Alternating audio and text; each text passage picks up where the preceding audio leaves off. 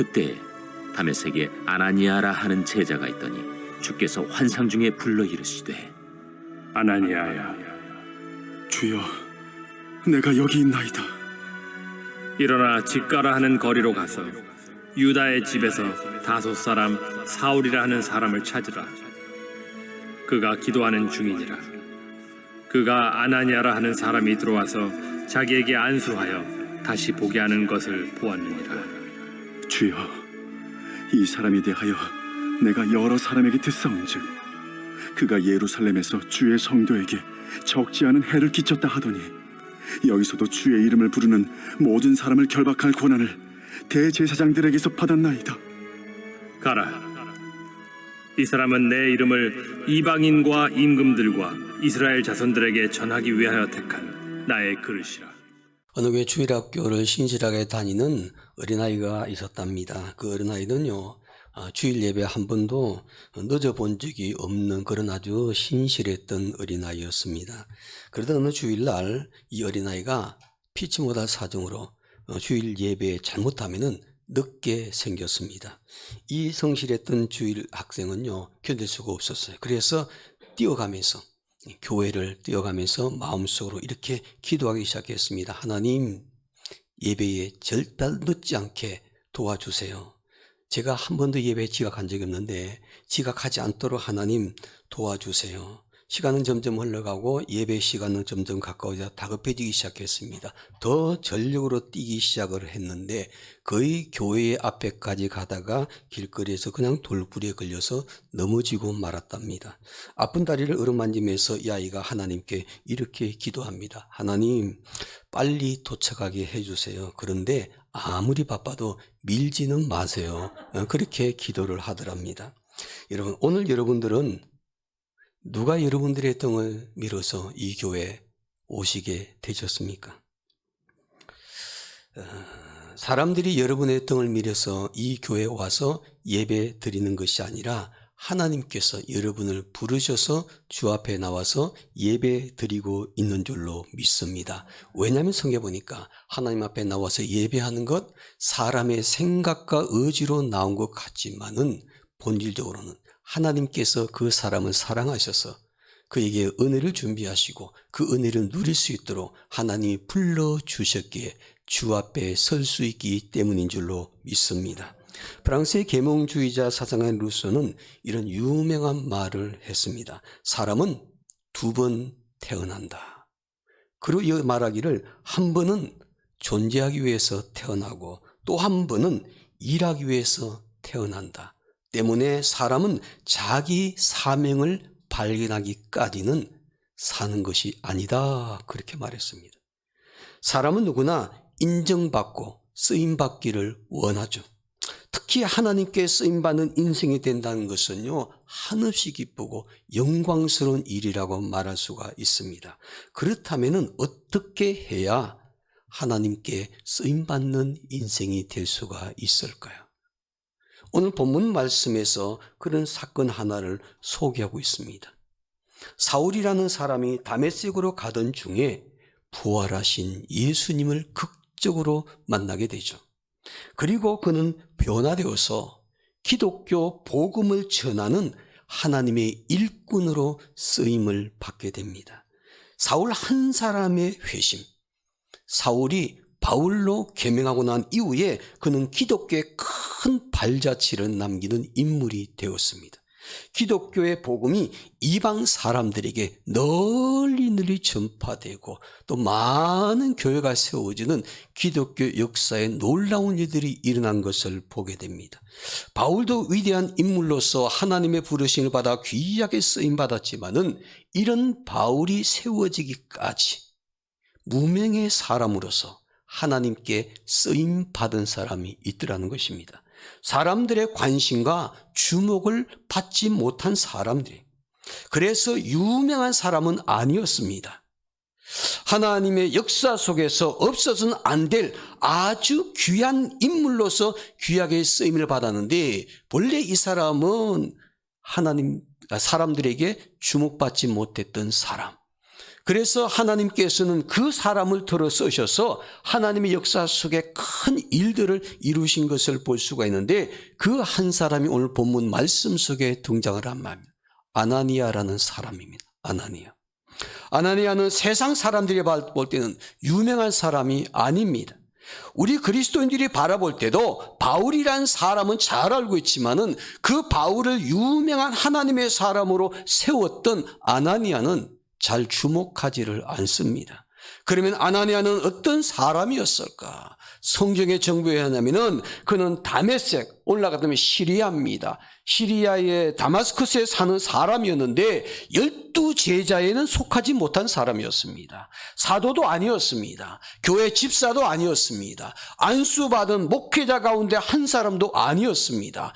그는 잘 알려지지 않는 무명의 제자에 불과했습니다. 그런데 그는 하나님의 부르심을 받아서 사울을 하나님의 일꾼으로 세우려고 할 때 사울에게 안수하여 그의 눈을 뜨게 해주었고 그는 성령으로 충만케 하는 일에 쓰임을 받는 사람이 되었습니다. 그는 사람들의 주목받는 유명한 사람이 아니었지만은 그러나 하나님께서는 주목하시고 꼭 필요한 인물이었습니다. 우리는 세상 사람들에게 관심과 주목을 받는 유명한 사람이 되는 것도 좋은 일이지만요. 그보다 더 중요한 것은 하나님께 주목받는 사람이 되어야 될 줄로 믿습니다.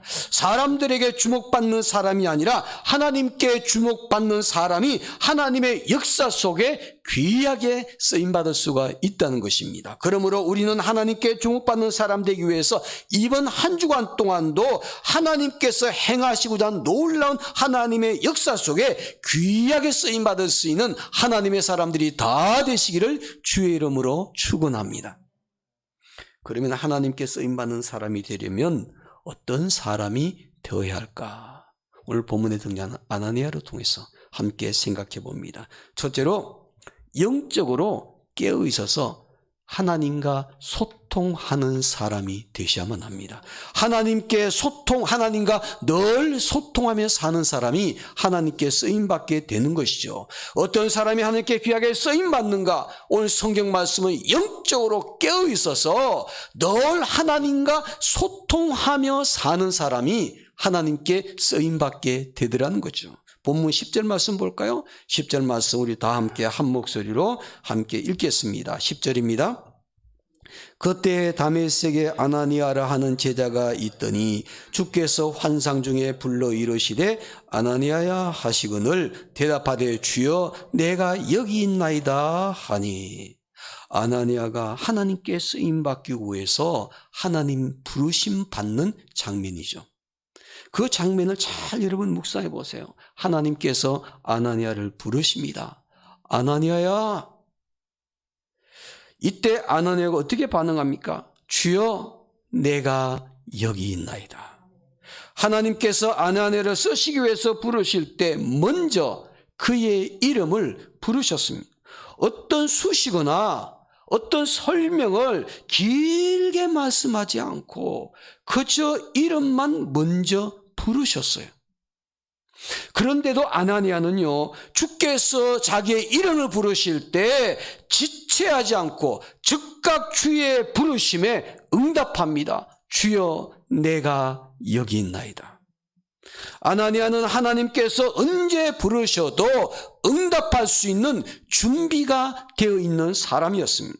하나님께서 갑자기 그의 이름을 부르셔도 그는 하나님의 부르심을 들을 수 있는 영적으로 깨어있는 사람, 그래서 하나님과 늘 소통하면서 신앙생활을 하고 있던 사람이었습니다.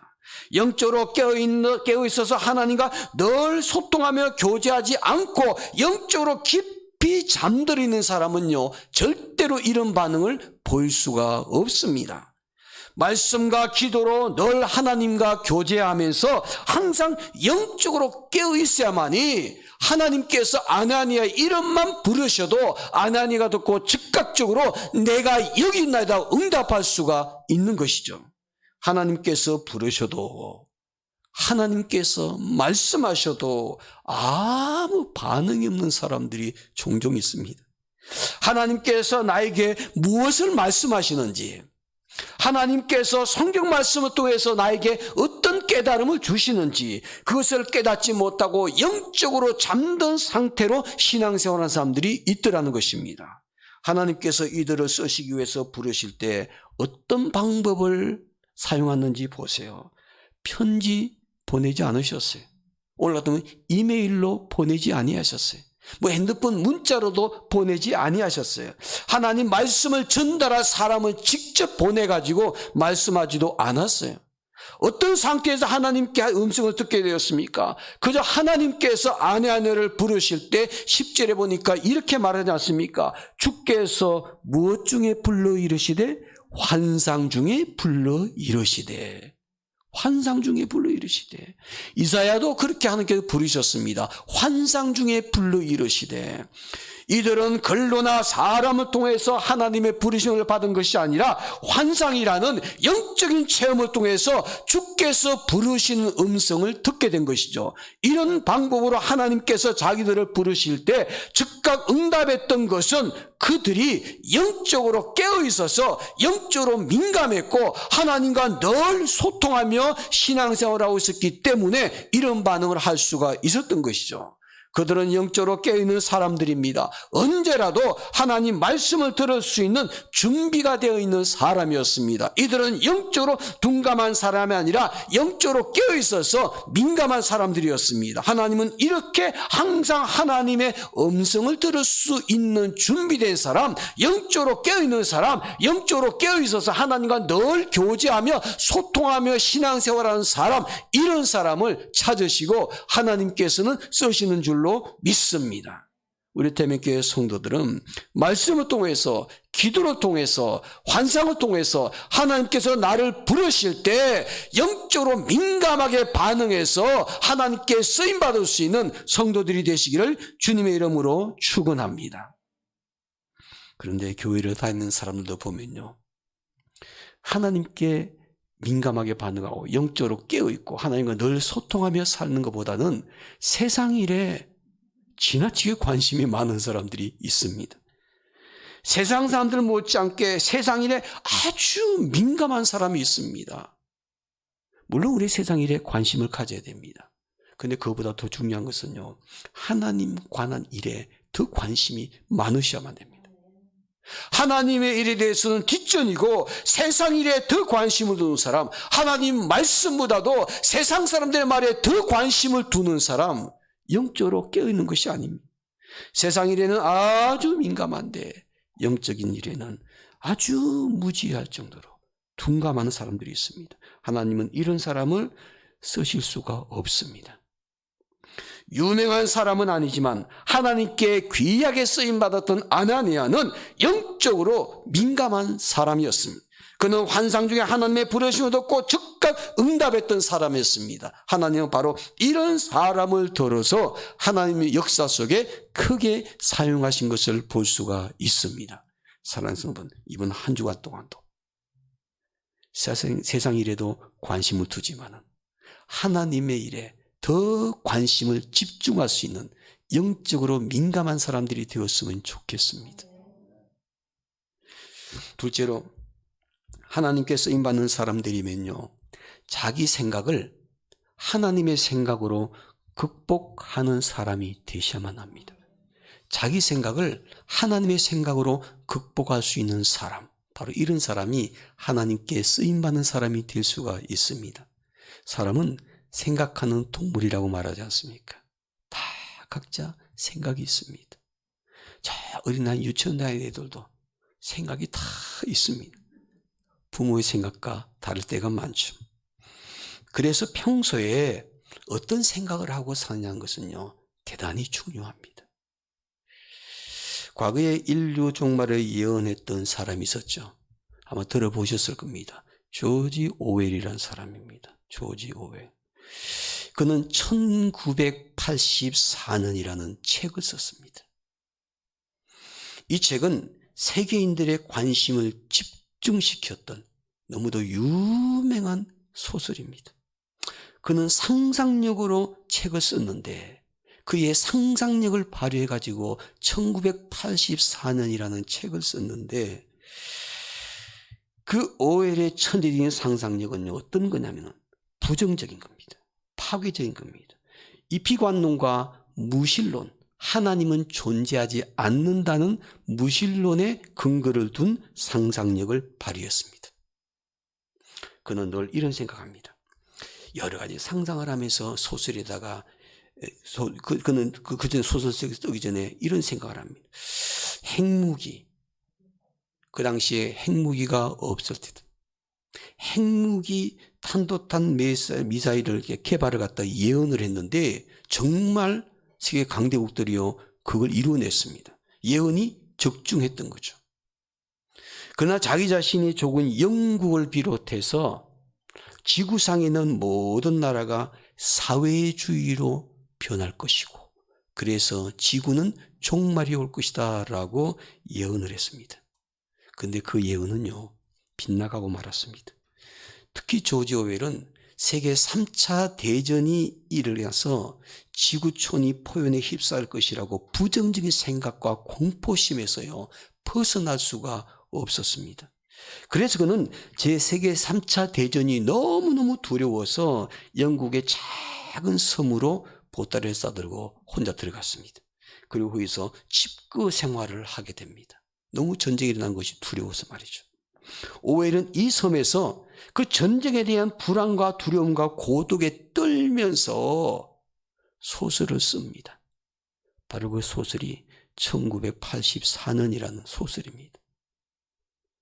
세계인들이 주목해서 많은 화제를 불러일으켰던 책이었지만은 그 책의 동기는요, 생각이 부정적이고 파괴적이고 본인은 두려움에 떨면서 혼자 외딴 섬에서 집거 생활하면서 써낸 소설이었다는 겁니다. 오웰은 그의 정신과 육체는 아주 부정적인 비관론과 우울증으로 완전히 황폐해져 버렸습니다. 1984년이라는 그때 지구인의 종말이 올 것이라고 예언하면서 그 책을 쓰고 난 이후에 그는 끊임없이 부정적인 생각, 파괴적인 생각을 그 머릿속에 떠나질 않았습니다. 결국 어떻게 되었습니까? 그는 젊은 나이 47세 때 폐결핵에 걸려서 결국 비참하게 죽고 말았습니다. 사람의 생각이 육체를 지배합니다. 그래서 우리는 평소에 어떤 생각을 하고 사냐면 매우 중요하다는 것을 보여줍니다. 본문에 등장하는 아나니아도 평소에 사울이라는 사람에 대해서 이런 생각을 가지고 있습니다. 사울은 어떤 사람일까? 성경에 말하는 그는 예수를 믿는 사람들을 핍박하는 사람이다. 다메섹에 가는 이유도 예수 믿는 사람들을 잡아서 감옥에 가두고 죽이려고 갔던 사람이다. 그리스도인들의 입장에서 보면요, 사울은 원수구나. 그래서 미움의 대상이고 도무지 상대할 수 없는 사람, 교제할 수 없는 사람이라고 아나니아는 생각을 했습니다. 그런데 하나님께서 아나니아를 부르시오 그에게 사울에게 가라고 말씀하시죠. 그러나 아나니아의 생각은 사울이라는 인간은 도저히 상대할 수가 없었어요. 미워할 수밖에 없는 인수, 원수 같은 사람이었습니다. 그런데 지금 그가 눈이 멀어서 장님이 돼가지고 지금 다메섹의 한 굴에 갇혀 있으니까 그에 가서 안수기도 하고 그의 눈을 보게 만들어 주라는 것입니다. 아나니아의 생각과 너무 달랐습니다. 아나니아의 생각은 영원히 눈 뜨지 못하고 사울이라는 청년이 그대로 장님으로 있게 되면은 그리스도인들을 핍박할 수도 없을 것이고 우리 그리스도인들에게는 더 좋은 일이 아닌가 이렇게 생각할 수 있었습니다. 그런데 주께서 가라고 말씀하십니다.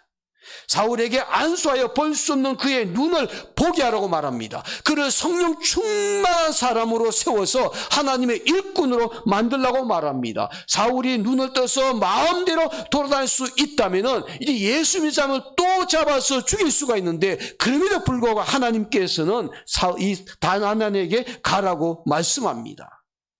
만약 여러분과 제가 이 말을 들었다면 아나니아에 대한 어떤 생각을 하게 되었을까? 아나니아도 우리와 똑같은 사람입니다.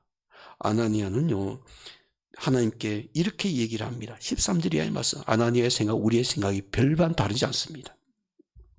13절 이하입니다. 아나니아가 대답하되 주여 이 사람에 대하여 내가 여러 사람에게 듣사온저 그가 예루살렘에서 주의 성도들에게 적지 않은 해를 끼쳤자 하더니 14절입니다.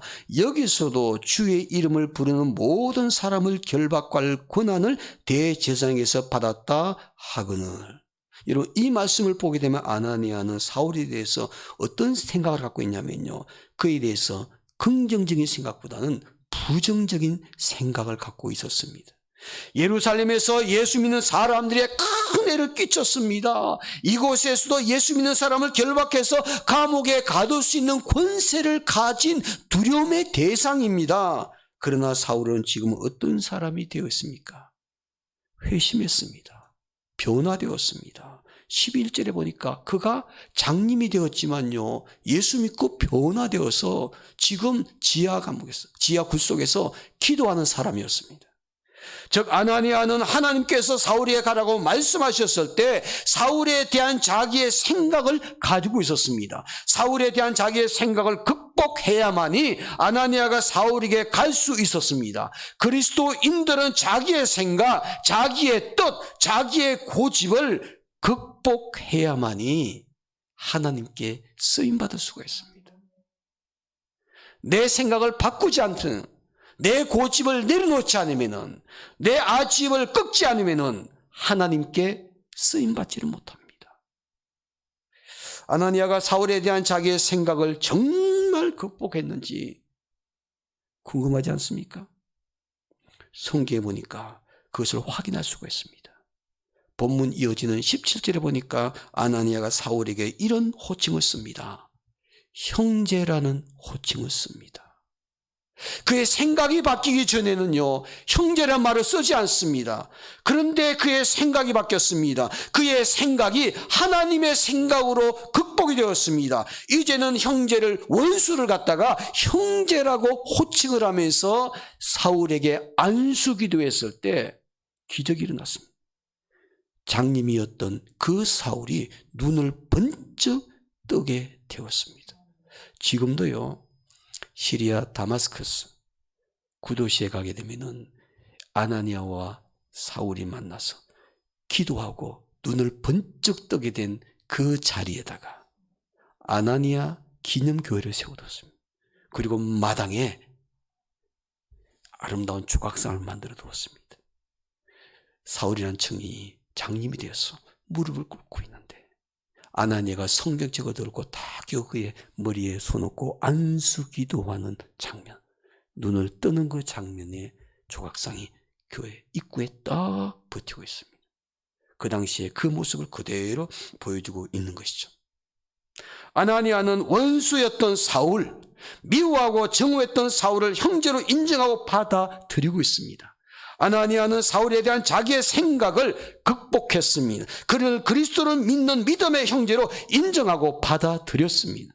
자기의 생각, 자기의 고집을 극복하지 않고는 이런 일이 일어날 수가 없는 것이죠. 아나니아는 평소에 사울에 대한 자기의 생각, 자기에 대한 고집, 하나님의 뜻으로 극복했기 때문에 사울에게 직접 찾아가서 하나님께서 맡기신 일을 할 수가 있었습니다. 우리도요, 이번 한 주간 동안 우리의 삶의 터전인 가정과 직장과 일터와 그리고 사업장에서 하나님께 쓰임 받으려면 자기 생각, 자기 주장, 자기의 고집, 이런 것들을 하나님의 생각으로 극복하셔야만 합니다. 내 마음에 상처를 주었던 사람이 있더라도 하나님의 생각으로 극복하셔야 됩니다. 내 마음을 섭섭하게 한 사람이 있더라도 하나님의 생각으로 극복하셔야만 합니다. 내가 싫어하는 사람이 있어도, 보기 싫은 사람이 있어도 하나님의 생각으로 극복하셔야 합니다. 이런 감정과 이런 생각, 이런 선입견을 가지고 있으면 하나님께 쓰임받는데 걸림돌이 될 수가 있습니다. 여러분, 우리의 생각을 하나님의 생각으로 극복해서 하나님께 쓰임받는 이번 한 주간의 삶이 되기를 원합니다. 어느 맞벌이 부부의 이야기입니다. 아내가 남편보다 늦게 귀가하는 일이 가끔 있었습니다. 지친 몸을 이끌고 집에 돌아오게 되면요, 가족들이 먼저 기다리고 반갑게 맞이해주고 그리고 마음을 읽어주는 이런 마음, 남편이나 아내나 다 동일한 마음일 것입니다. 그런데 어느 날 아내가 무척 힘들게 회사에서 야근을 하고 지쳐서 집에 들어왔답니다. 먼저 귀가한 남편은요, 아내가 신발을 벗자마자 여보, 나 차 한 잔, 그렇게 부탁을 합니다. 그러면 남편은 TV를 보고 있습니다. 그 말을 들은 아내가요, 슬그머니 속에서 화가 치밀어 올랐습니다. 힘들기는 당신과 나나 마찬가지인데 그동안 오늘 힘들었지? 어디 밥은 먹었니? 이렇게 좀 다정다감하게 말을 하면서 마음을 어루만져서 참 좋았을 텐데 도착하자 신발 벗자마자 차 심부름부터 시키니까 아내가 은근히 화가 나고 남편이 야속한 거죠. 순간 섭섭하고 화가 나서 남편이 미워지려 하는 생각이 들었는데 아내가 마음속으로 이렇게 하나님께 기도했답니다. 하나님, 제가 화가 나요. 이 상황에서 나는 어떤 생각을 해야 하나요? 기도하는 순간 하나님께서 아내에게 이런 생각을 주셨다고 합니다. 아니야, 남편이 나를 사랑하는 마음으로 기다리다 보니 차 한 잔을 함께 하면서 얘기를 나누고 싶어서 그러는 거야. 그런 생각을 갖게 만들어 주셨다는 겁니다. 생각이 바뀌었습니다. 그게 조금 전에 섭섭하고 화가 나던 생각. 기분이 좋아져. 그 부분은 행복한 티타임을 가지면서 그가 힘들었던 오늘 이야기를 솔직하게 얘기를 하고 그리고 조금 전에 들어와서 자기 마음속에 야속하고 섭섭하게 생각했던 그 마음까지 털어놓게 되었답니다. 그 이후로부터 남편의 이런 태도는요, 완전히 고쳐졌답니다.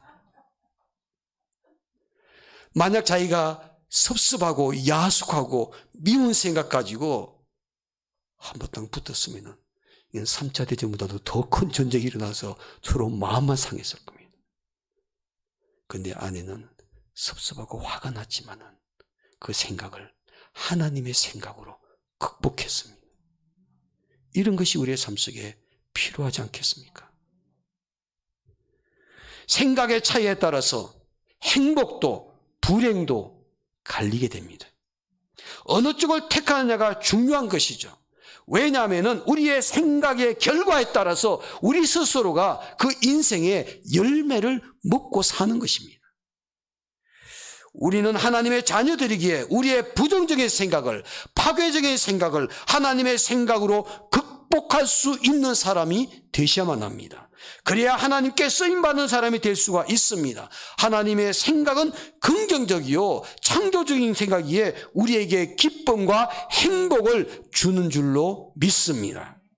하나님께 쓰임받는 사람이 되려면 어떻게 해야 할까요? 하나님께 쓰임받는 사람들이면 어떤 사람이 되어야 될까요? 첫째로 영적으로 깨어 있어서 늘 하나님과 소통하는 사람이 되셔야만 합니다. 둘째로는 나의 생각을 하나님의 생각으로 잘 극복할 수 있는 사람이 되셔야만 합니다. 셋째로 하나님께 쓰임받는 사람들이면요, 하나님의 뜻에 순종하는 사람이 되셔야만 합니다. 하나님의 뜻에 순종하는 사람이 하나님께 쓰임받게 되는 줄로 믿습니다. 아나니아가 어떻게 자기의 생각을 극복하고 하나님께 쓰임받게 되었는지 오늘 본문을 통해서 확인해 보시기 바랍니다. 마지막 15절입니다. 다 함께 읽겠습니다. 15절.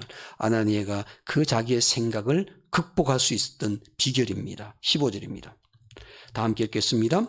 주께서 이르시되 가라, 이 사람은 내 이름을 이방인과 임금들과 이스라엘 자손들에게 전하기 위해 택한 나의 그릇이라. 아멘. 주께서 이르시되 가라, 이 사람은 택한 나의 그릇이라. 그는 하나님 말씀을 통해서 사울이 어떤 사람인지를 깨닫게 되죠. 사울은 하나님께서 택하신 그릇이라는 겁니다.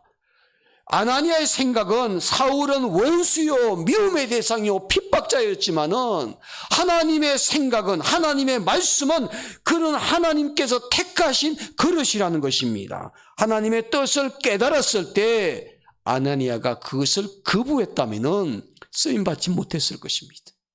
근데 그 다음에 보니까 그 말씀을 듣자마자, 하나님 말씀을 듣자마자 아나니아는요, 두 번 다시 하나님께 질문하지 않습니다.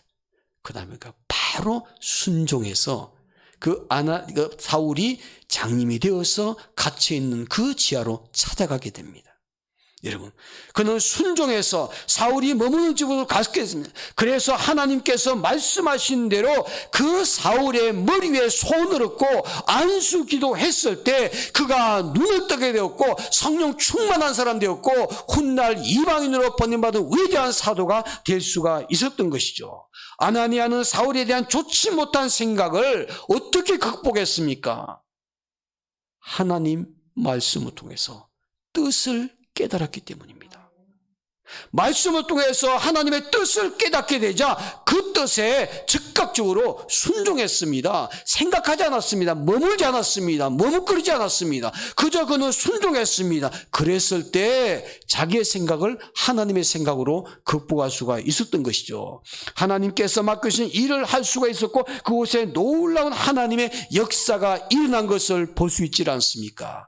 여러분, 우리의 생각이요, 하나님의 생각을 지배하기 시작하면은 우리는 하나님께 쓰임받을 수가 없습니다.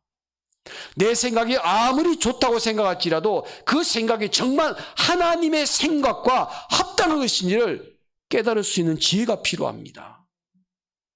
만약 내 생각 속에 부정적인 생각, 미움의 생각, 증오의 생각, 이런 것들이 떠오른다면은 하나님 말씀을 통해서 하나님의 뜻을 깨닫는 지혜가 필요합니다. 그래서 하나님의 뜻에 순종하게 될 때 그것을 극복할 수가 있는 것이죠. 하나님 말씀을 통해서 하나님의 뜻을 깨닫는 사람, 그 뜻에 순종하는 사람이 사람들에 대해서 편견과 선입견을 잘 극복하고 함께 교제하고 함께 봉사할 수 있고 함께 하나님의 일을 할 수가 있는 것이죠. 하나님 말씀을 통해 하나님의 뜻을 깨달아 하나님의 뜻에 순종하는 사람이 하나님께 쓰임받게 되는 줄로 믿습니다. 사랑하는 성도 여러분, 지난 한 주간 삶을 사시면서 혹시 내 생각에 섭섭한 상대가 있으십니까? 정말 저 사람은요, 저 인간은 미워할 수밖에 없어, 이런 생각이 드는 분이 계십니까? 내 생각에는 나는 도저히 저 사람을 용서할 수가 없어, 받아들일 수가 없어. 그 생각을 극복하기 위해서는요, 우리 믿음의 사람들은 하나님 말씀에 귀를 기울이셔야 됩니다. 그리고 하나님의 뜻이 무엇인지를 깨달으셔야 됩니다. 깨달았으면 순종하셔야만 합니다. 그럴 때 하나님께 쓰임받는 사람이 될 수가 있는 것이죠. 파블로 피카소라는 사람은요, 스페인 국적의 사람이었죠. 나중에 너무너무 유명한 작가 아닙니까? 이 피카소가 1943년 어느 날 길거리를 걷고 있었습니다. 유명한 피카소 길을 걷다가 우연히 길거리에 버려져 방치되어 있는 자전거 한 대를 발견했습니다. 그는 그 자전거를 한참 동안 쳐다봤습니다. 앞에서 보고 뒤에서 보고 옆에서 보고 이 자전거를 한참 관찰하더니 그 자전거에서 딱 두 가지 부속을 빼냈습니다. 첫째, 사람이 앉는 안장 하나를 탁 빼고, 그 다음에 자전거의 방향을 조정하는 핸들을 뽑아냈습니다. 그 안장과 핸들을 들고 자기 작업실에 갔습니다. 그리고 그 안장과 핸들을 가지고 작품 하나를 만들었습니다. 이것이 피카소가요, 살아있을 때는 발견되지 않는 작품이었습니다. 묻혀 있었습니다. 그런데 이것이 약 50년이 지난 후에 런던의 한 경매장에 피카소의 이 작품이 나오게 되었습니다. 그 작품의 예술성이라고는 우리가 바라볼 때는 전혀 없는 그 제목은요, 이래요. 작품 이름이 황소머리라는 작품입니다. 황소머리. 자전거 안장, 자전거 핸들. 바로 저 영상에 떠 있는 저 그림입니다. 저 그림이요, 그 당시 런던 경매장에서 299억 원에 낙찰됐습니다. 여러분 지금요 놀라시지 않는데 저 300억짜리를 보고 계시는 거예요. 작품을. 300억짜리 작품을. 여러분 저게 300억 원처럼 보이십니까? 저는 아무리 봐도 저게 300억 원으로 보이지가 않습니다. 황소물이라는 저 작품 가격은 그 당시 300억 원이었습니다. 근데 재료비는 0원입니다. 우리 아파트에도요 방송이 수시로 나갑니다. 방치되어 있는 자전거 치워주세요. 주민들에게 불편합니다. 계속 방송이 나갔는데도 너무너무 많이 쌓여있는 게 주차장이고 놀이터 안에 그냥 자전거가 널려져 있습니다.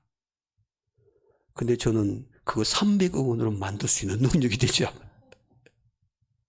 지금은 저 300억의 저 작품이요 값어치가 훨씬 더 많이 나갈 겁니다. 저걸 300억 원의 경매에 낙찰받아서 스페인에 있는 것이 아니고 파리의 피카소 미술관에 전시를 해두었습니다. 근데 저걸 보고 또 사람들이 많이 온다는 거 아닙니까? 여러분 저것이 어떻게 300억 원이 되는 작품에 가치가 있는 것일까요? 우리 이해가 안 되지만은 피카소의 손에 의해서 자전거 안장과 핸들이 쓰여졌기 때문에 저만한 값어치가 있는 것입니다. 오늘 저와 여러분 우리가 누구에게 쓰임받느냐는 대단히 중요합니다. 피카소보다도요 더 위대하신 하나님, 오늘 저와 여러분들을 저 작품보다 훨씬 더 명작으로 만들 수 있는 하나님이십니다.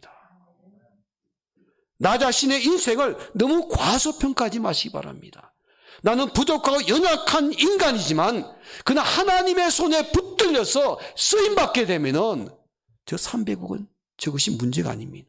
피카소보다 더 위대하신 하나님이 저와 여러분들을 작품으로 사용하시기 때문입니다. 이번 한 주간 동안도 우리가 하나님께 붙들림 바 되어서 명작이 되었으면 좋겠습니다. 명품 인생을 사는 성도들이 되었으면 좋겠습니다.